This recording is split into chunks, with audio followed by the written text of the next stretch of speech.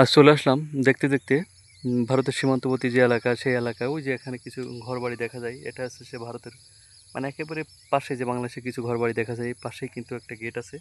গেটের পাশে কিন্তু ভারতের একটা বাজার আছে, এখানে কিন্তু বন্ধ।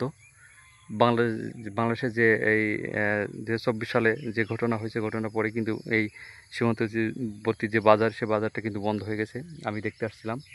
তারপর এখানে এই যে গাছগাছালি, প্রকৃতির যে শব্দগুলো, কিন্তু পাখির যে আওয়াজ, সেই কলকাকলি সব কিছু শোনা যায়। আমি এখানে দেখতে আসছিলাম, এই যে দেখা যায় ছবিতে। এটাই কিন্তু ভারতের যে পার্শ্ববর্তী এলাকা, আমি বাংলাদেশের ভিতরে আছি।